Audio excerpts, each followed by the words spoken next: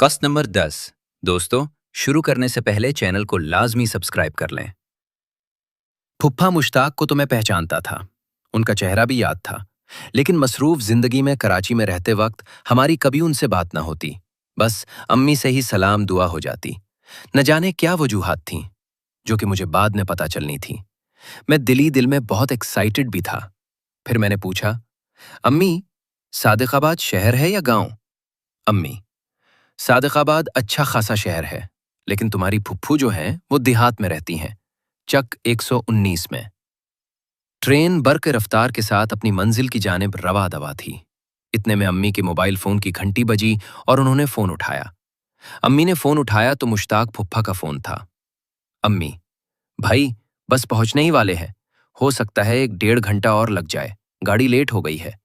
फिर अम्मी ने चंद एक बातें और की और फोन बंद कर दिया। फिर आलिया बाजी और मैंने एक साथ पूछा, क्या हुआ? अम्मी, तुम्हारे फुफ्फा मुश्ताक का फोन था, पूछ रहे थे कि अब तक पहुंचे नहीं। वो स्टेशन पर आने के लिए निकल रहे थे, लेकिन अभी हो सकता है 1.5 घंटा और लगे। मैं, वो लोग हमारा इंतजार कर रहे हैं? अम्मी, हाँ तो जाहिर है बेटा, और वैसे भी काफी अरसे बाद जा रहे हैं ना। फिर रास्ते में ट्रेन एक और जगह रुकी। अब सुबह के 7 बज चुके थे और मुसाफिर बीच बीच में उतर भी रहे थे। अम्मी, बस हम पहुंचने ही वाले हैं। फिर अम्मी उस लेडी से मुखातिब होकर बोली, जो कि अब उठ चुकी थी, बेटी, आप कहाँ उतरोगी? लेडी, आंटी, हम रहीम यार खान स्टेशन पर उतरेंगी। अम्मी, ओह, फिर तो बेटा अभी 2-3 घंटे और लग जाएंगे आपको। लेडी, जी आंटी, बिल्कुल। फिर अम्मी मेरी तरफ मुड़ी तो मैंने दरियाफ्त करना चाहा, अम्मी, क्या रहीम यार खान एक ही नहीं है? अम्मी, नहीं बेटा, उसके तहसील हैं, जिनमें सादिकाबाद, लियाकतपुर, खानपुर वगैरह है। मैं, अम्मी, फुफ्फो जरीना का घर तो करीब ही होगा ना? अम्मी, नहीं राफा बेटा, ये तहसील बड़ी बड़ी हैं और ये शहरों के जुमरे में आती हैं। इनमें गांव देहात भी हैं। तुम्हारी फुफ्फो जरीना का घर लियाकतपुर में है और लियाकतपुर तकरीबन 2.5-3 घंटे का रास्ता है ट्रेन में सादिकाबाद से। मैंने अम्मी की बात सुनकर हैरानी से देखा। मैं, आप तो कह रही थीं कि फुफ्फो जरीना और फुफ्फो समीना का घर करीब है। अम्मी, तो उनके लिए तो करीब ही है ना, दूर तो हमें लगता है।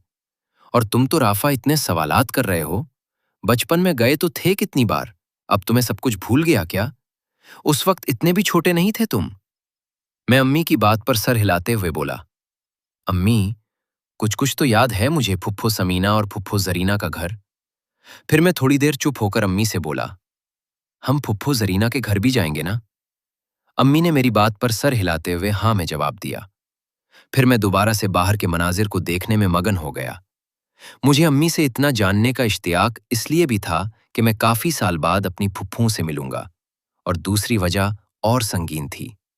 वो ये कि अम्मी ने जो कुछ मुझे मेरे खानदान के करतूतों के बारे में बताया था, उसमें कितनी सच्चाई थी।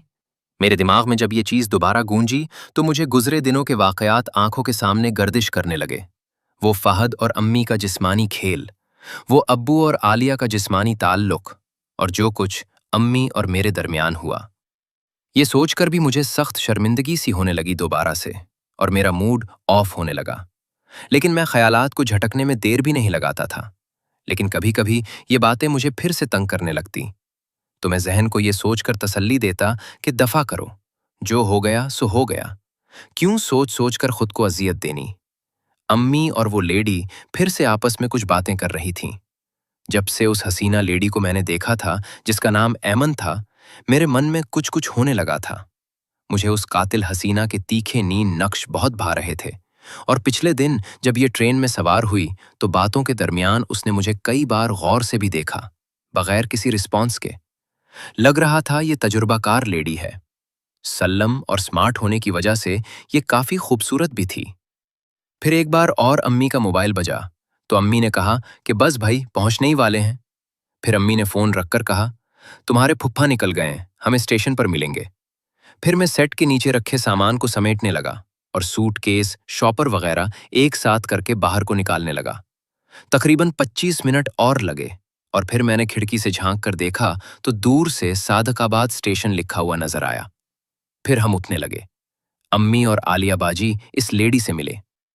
अम्मी ने उसके सर पर हाथ फेरा और नंबर वगैरह पहले ही अम्मी ने ले लिया था कि कराची जाकर जरूर मिलना और हमारे घर आना, फिर मुलाकात होगी। वो लेडी भी अम्मी से बहुत गर्मजोशी से मिली। अम्मी ने उस लेडी के बच्चों को प्यार किया।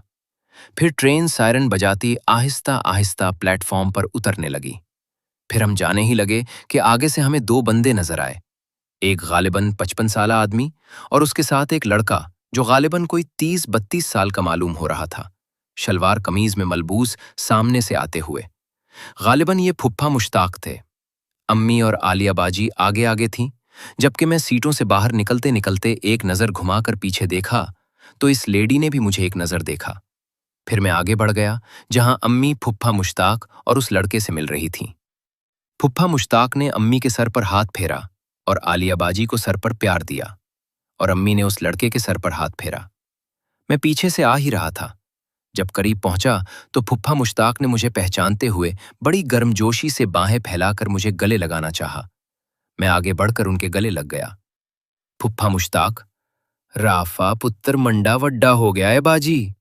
अम्मी, अब्बू जी वड्डा ते होना आई है। फिर फुप्पा मुश्ताक ने उस लड़के की तरफ देखकर कहा, राफा पुत्र, ए तेरा पूरा इशफाक है। राफा बेटा, ये तुम्हारा भाई अशफाक है। फिर मैं अशफाक से भी मिला। मैं बहुत छोटा था जब मैंने अशफाक को देखा था, इसलिए मैंने सही से नहीं पहचाना था।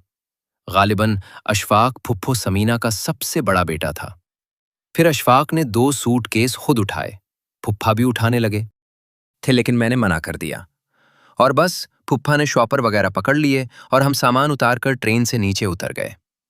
हम ट्रेन से नीचे उतरकर प्लेटफॉर्म से बाहर निकल गए और स्टेशन से बाहर निकलने लगे तो सामने हमें एक कैरी डब्बे वाला नजर आया। अशफाक भाई, मैं और ड्राइवर कैरी डब्बे में सामान रखने लगे। जिन लोगों को नहीं मालूम उनको ये बता दूं कि पंजाब में छोटी सुजुकी जो बंद होती है उसको कैरी डब्बा कहते हैं। फिर हम सब कैरी डब्बे में बैठ गए। अभी निकले ही थे कि अम्मी ने फुप्पा मुश्ताक से कहा कि उनको कैफे सजावुल से मिठाई लेनी है। कैफे सजावुल बहुत मशहूर दुकान है।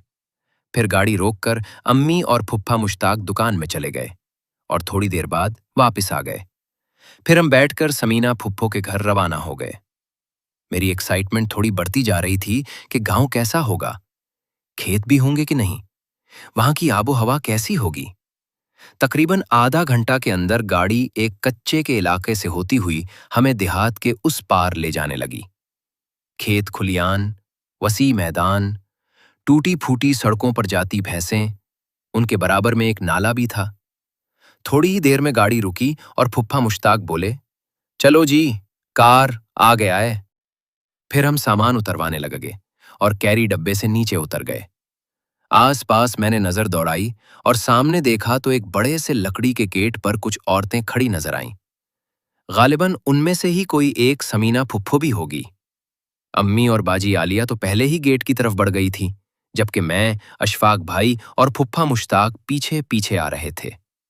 आगे औरतें गर्मजोशी से मिल रही थीं।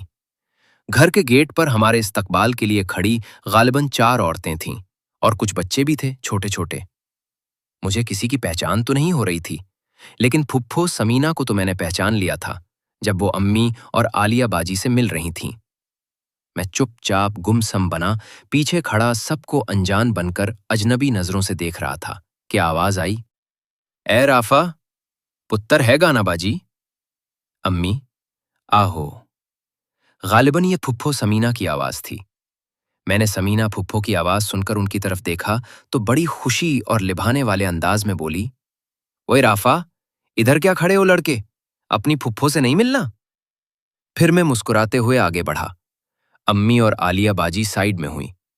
फुप्पो ने मुझे आगे आता हुआ देखकर मुझे गले लगा लिया और मेरा सर उनकी चादर के ऊपर से ही भारी मुंह से जा टकराया। जीते रहो मेरे बच्चे, कितना बड़ा हो गया है, हमारी तो याद ही नहीं आती तुम्हें। दोस्तों, मजीद देखें किस्त नंबर 11 में, और इसके लिए हमारे चैनल को लाजमी सब्सक्राइब कर लें और साथ बेल आइकन को भी दबा दें। दोस्तों, किसी भी किस्म की कहानियां या फिर ये कहानी कटिंग के बगैर घर की या बाहर की मुकम्मल कहानियां खरीदने के लिए उस नंबर पर व्हाट्सएप पर राब्ता करें। हमारे पास लातादाद हर तरह की कहानियां, नॉवेल्स मौजूद हैं। आपको बहुत सी स्टोरीज बहुत अच्छे रेट में मिल जाएंगी।